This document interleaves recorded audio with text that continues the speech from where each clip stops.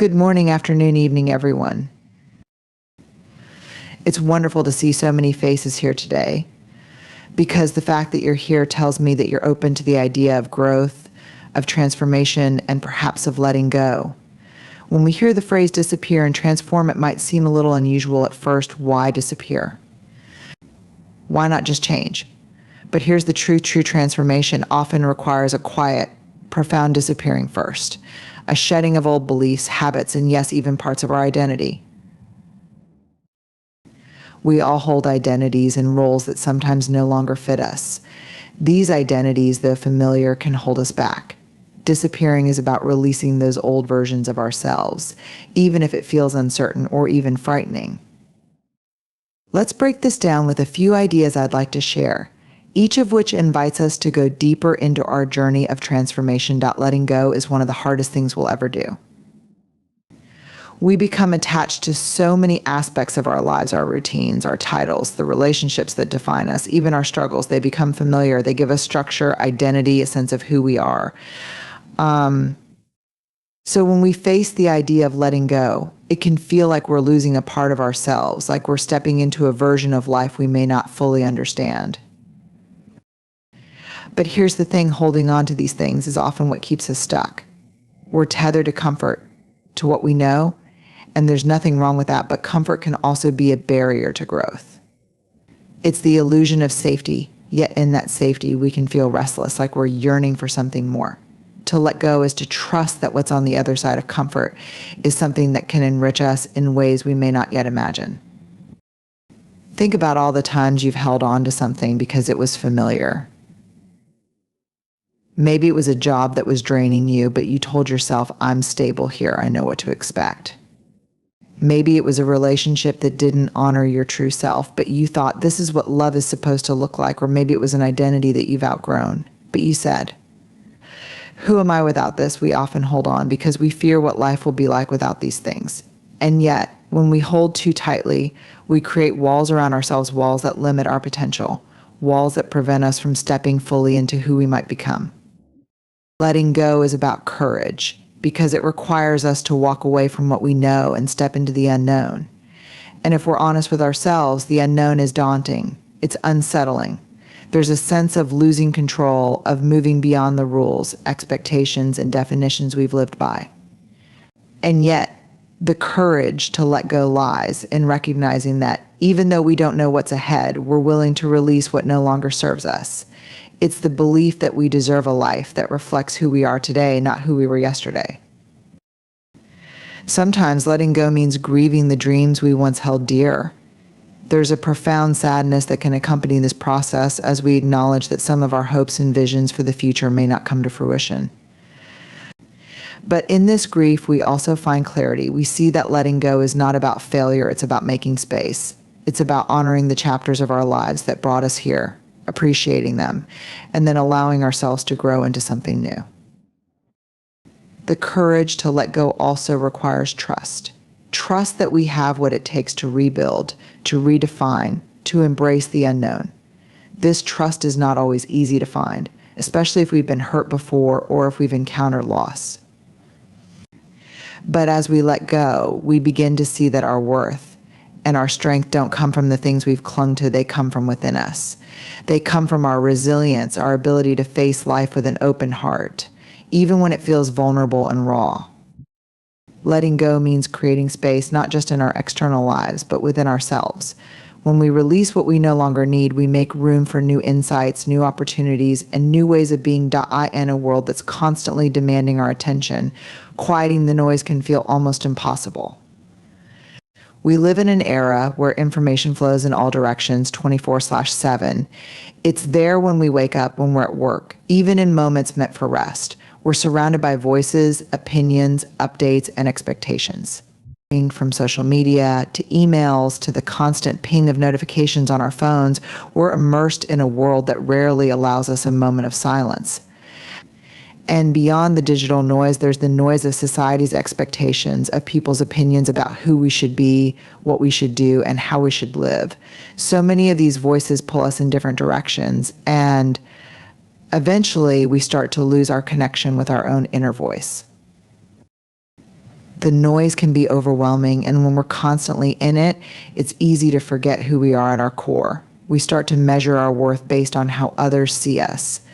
We start to make choices based on trends or expectations rather than what actually feels right for us.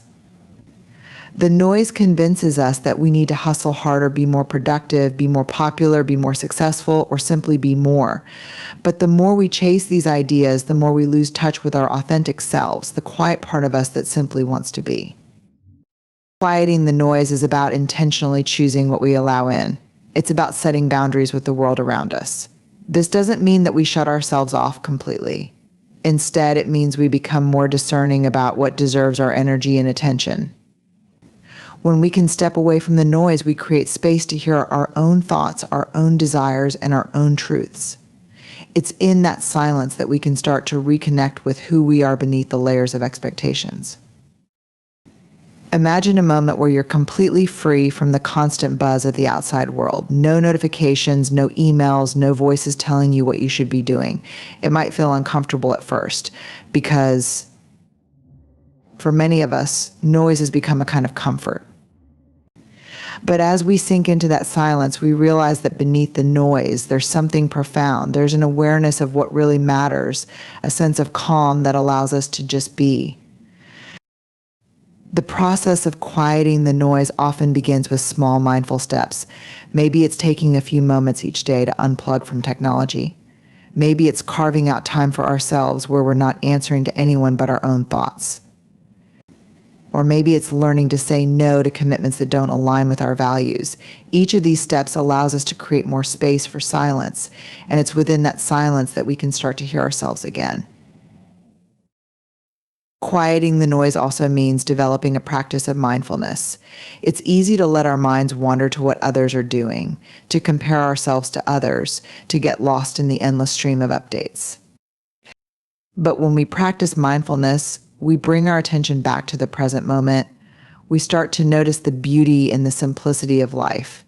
We find ourselves paying attention to things we might otherwise miss: a gentle breeze, the sound of laughter, the comfort of stillness. In these moments, we realize that so much of what we're seeking is already within us, waiting for us to slow down and listen. When we quiet the noise, we're better able to hear the voice that truly matters, our own. We're able to connect with our intuition, with the wisdom that's always been there, waiting for us to pause long enough to listen. It's in this quiet that we discover who we really are, not who the world thinks we should be. And as we make this a practice, we find a strength and clarity that doesn't need validation from the outside world. That stepping into vulnerability is one of the most courageous acts we can take. Yet it's also one of the most challenging. Vulnerability is often misunderstood as a weakness, as something to be hidden, avoided, or protected against. But in reality, vulnerability is the birthplace of all authentic connection, creativity, and growth. When we allow ourselves to be vulnerable, we are allowing ourselves to show up fully, without the armor of perfection or pretense.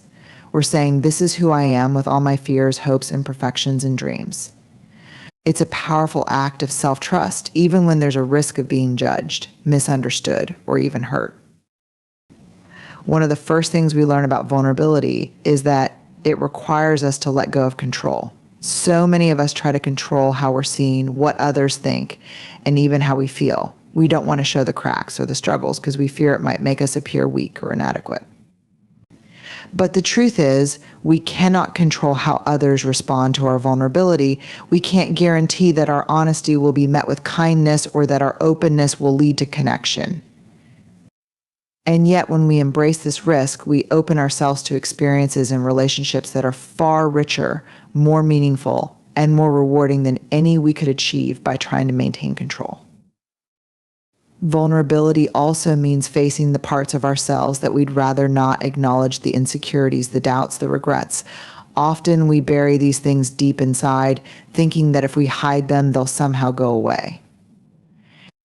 But these hidden parts of us don't disappear, they linger, and they can hold us back. When we step into vulnerability, we give ourselves permission to look at these parts with compassion, to understand that they are part of our story and part of our humanity.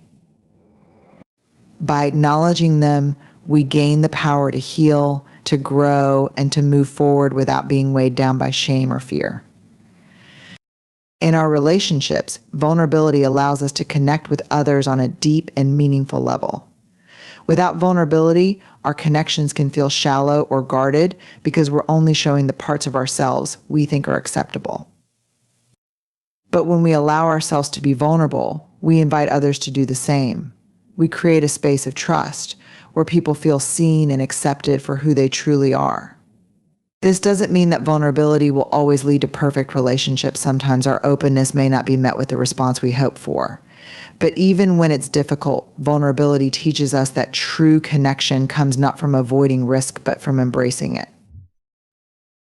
Stepping into vulnerability also means embracing the possibility of failure. Whether we're putting ourselves out there creatively, professionally, or emotionally, there's always a chance we won't succeed in the way we hope. But without vulnerability, without the willingness to risk failure, we miss out on the opportunity to grow, to learn, and to discover what we're truly capable of. Vulnerability reminds us that it's okay to try, even if we're not certain of the outcome. It allows us to redefine failure not as a personal flaw, but as a necessary part of the journey toward growth and resilience. In the end, vulnerability is a powerful teacher. It shows us what truly matters, who we truly are, and what we're capable of when we're willing to be open and real. It strips away the illusions we hold about ourselves and allows us to connect with our true essence, our authentic self. Vulnerability is not a single act or a fleeting moment. It's a practice, a choice we make every day to show up fully, to be brave, and to live wholeheartedly. Redefining success is about moving away from conventional, external measures and discovering what truly matters to us as individuals. In a world that often equates success with wealth, power, social status, or even the number of followers we have, it can be easy to get caught up in an endless chase. The traditional notion of success is often focused on achieving tangible milestones and ticking off boxes, the high-powered career, the big house, the awards, the admiration of others. But what if we pause to question if these achievements really bring us joy, fulfillment, or a sense of purpose? Redefining success begins with understanding that it doesn't look the same for everyone. Success, in its truest sense, is deeply personal. It's not a one-size-fits-all formula. It's a reflection of our unique values, passions, and purpose. What brings one person a sense of accomplishment and joy might leave another feeling empty or unsatisfied. When we redefine success, we're allowing ourselves to move beyond the societal pressures and external expectations that often steer our lives. We're giving ourselves permission to say, what does success mean to me? At its core, redefining success means aligning our goals with our inner values rather than outer rewards. For example, success may mean having meaningful relationships and creating a life filled with love and support. For others, it may mean having the freedom to pursue a creative passion, to learn, or to travel. It could be about making a positive impact on the world, no matter how big or small. Success could even mean finding inner peace, contentment, and well-being regardless of one's career status or financial situation. When we measure our lives by our own standards, we stop comparing ourselves to others and start honoring what truly resonates within us. Redefining success often means letting go of perfectionism and embracing growth and resilience. Life is rarely a straight line. It's filled with setbacks, surprises, and moments of doubt. By valuing growth over perfection, we recognize that success isn't about getting everything right or never facing failure. Rather, it's about showing up, learning from our experiences, and moving forward with more wisdom and courage. This approach teaches us to see failure not as a sign that we've fallen short, but as a necessary part of the journey. It allows us to appreciate our progress and the lessons we learn along the way, rather than measuring ourselves solely by outcomes. In redefining success, we also learn to value well-being over achievement. Too often, the pursuit of traditional success leads to burnout, stress, and even a loss of joy. We become so focused on the next goal that we forget to take care of ourselves. But when we redefine success to include physical, emotional, and mental well-being, we give ourselves permission to prioritize rest, self-care, and balance. Success becomes less about what we accomplish and more about how we feel as we go through life. we begin to see that a truly successful life is one where we feel energized, fulfilled, and connected to ourselves and others. Another aspect of redefining success is recognizing the value of presence and gratitude. In the traditional success model, we're often told to keep striving for more to get to the next level or achieve the next milestone. But when we redefine success, we start to realize that we can feel successful in the present moment, even if everything isn't perfect. By cultivating gratitude for the things we have, the people in our lives, and the experiences that shape us, we discover that success can be found in the everyday. It's not just a destination, it's a way of living with appreciation and mindfulness. Embracing. The unknown is a journey of learning to find peace and possibility in life's uncertainties. It's about allowing ourselves to let go of the need to know exactly where we're headed, to loosen our grip on plans, and to be open to whatever may come. Yet, in a world that often tells us we should be in control, predict every outcome, and have a clear path forward, embracing the unknown can feel daunting. We're conditioned to avoid uncertainty, to view it as something to be solved or conquered, rather than a natural part of life. But when we shift our perspective and learn to embrace the unknown, we discover a deeper resilience, a sense of wonder, and a willingness to experience life in its fullest. Embracing the unknown is rooted in the idea of trust, not in a particular outcome, but in our own ability to adapt and handle whatever comes our way. It's recognizing that we may not have control over everything that happens, but we have control over how we respond. This trust is an inner knowing that we can navigate change, even if we don't yet know how. It's about seeing ourselves as capable, resilient, and resourceful enough to face what's in front of us. In a way, embracing the unknown is like standing at the edge of a cliff, unsure of what's below, yet feeling a quiet assurance that we'll find our footing as we move forward. Living with a mindset of embracing the unknown also means giving up the illusion of perfection. When we constantly seek certainty, it's often because we want to avoid making mistakes, feeling vulnerable, or encountering failure. We think that if we can predict every detail, we can avoid disappointment, but life doesn't work that way. Embracing the unknown invites us to let go of the need for everything to be just right, and to understand that imperfection is part of the beauty of life. It's a reminder that we can learn from every experience, that we don't have to know all the answers, and that we can find growth in both our successes and our setbacks. Another essential part of embracing the unknown is cultivating a sense of curiosity. When we approach life with curiosity rather than fear, we open ourselves to endless possibilities.